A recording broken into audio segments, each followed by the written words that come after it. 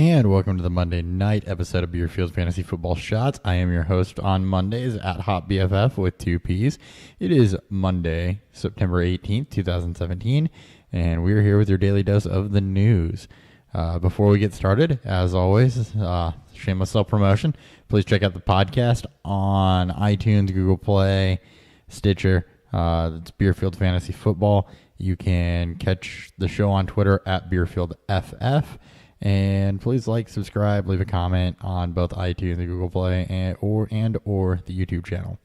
We're here with you 6 days a week with DFS, ins and outs, injury news in general, all kinds of good stuff. So definitely make sure you check out the YouTube channel so we can keep you informed. Podcast drop Monday, Wednesday, Friday. News.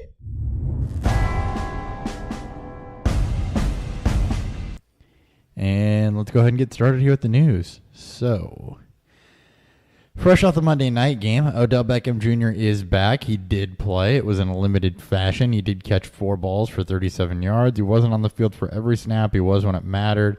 He said he was about 80%, so expect his usage to continue to increase. I think they're trying to protect him. So, not a great game, not a bad game. So, I give you about 7 points in full PPR.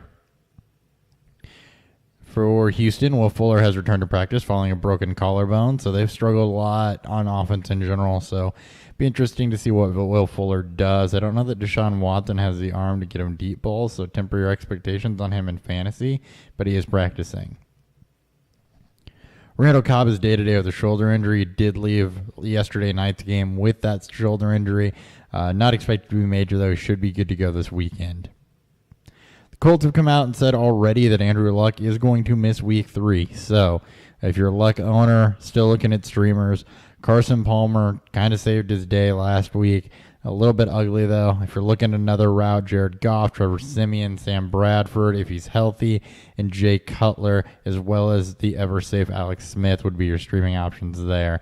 So nothing too excited, but they should all give you good days next week. That at least won't kill your team. So probably in that 15, 16 point range. So just passable. John Brown's expected to miss week 3 again. So keep your J.J. Nelsons fired up. He came off with a big game last week. I'll have more on him in the Top Shelf and Well episode that drops right after this. However, with John Brown out again, that does keep J.J. Nelson and the target leader, Jerron Brown, relevant in fantasy. So if you're in a pinch, you need to start somebody, go for those two. They have another good passing matchup against Dallas.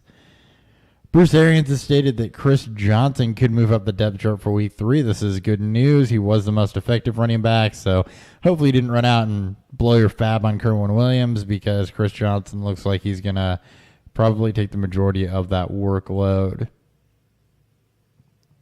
For Washington, Rob Kelly and Jordan Reed are both day-to-day with chest injuries, so both left the game. I think it was cartilage for Kelly, contusion for Reed. They both should be good to go this weekend, so Samaje Perine Love, unfortunately, going to have to sidebar that one a little bit.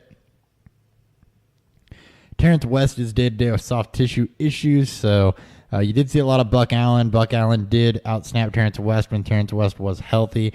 He should still mix in there, so it does cap Buck's upside. Buck is still going to be a limited flex play. Terrence West, if you own him, is a limited flex play. And I think I said Terrence Williams, but it is Terrence West that is day-to-day with soft tissue issues.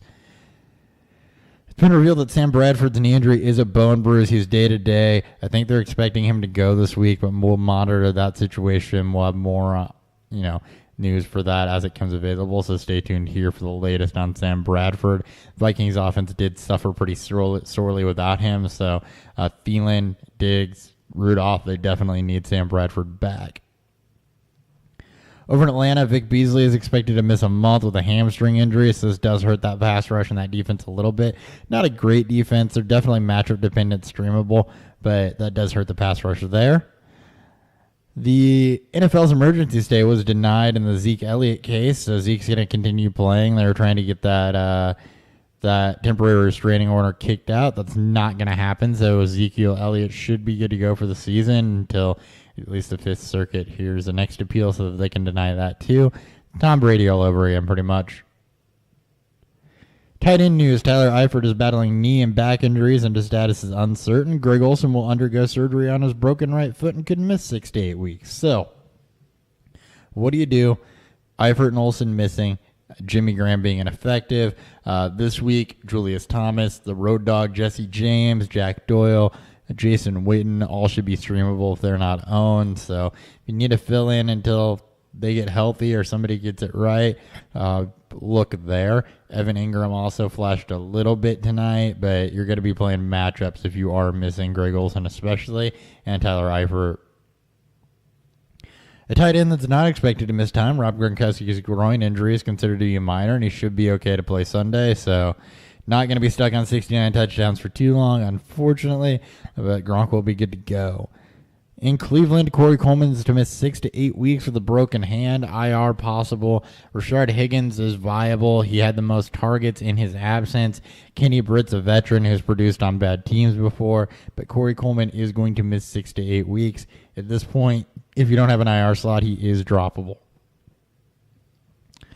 Austin Seferian-Jenkins' suspension has been lifted. He becomes an immediately intriguing option, especially with Olsen, Ertz, injuries, Graham forgetting how to football. Jermaine Kearse has flashed there, but they really could use another pass catcher. And ASJ has always had the talent. He's never really had the makeup, though, as far as personality and off-field issues and everything goes. So Austin Seferian-Jenkins, coming off of the suspended list, and I'm assuming playing this week, should be a really, really intriguing option.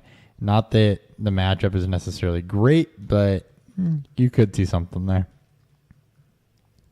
And finally, one more piece of tight end news. George Kittle did not practice for the 49ers Monday with a hip issue, so another tight end going to miss some time. Hopefully you're not relying on George Kittle to start because he shouldn't be any more than a depth piece or a stream anyway, but my favorite rookie tight end, so I got to put that one out there. That's all we got today for news. Check back in tomorrow where we will have another news segment as well as waiver wire pickups on our Daily Shots episodes.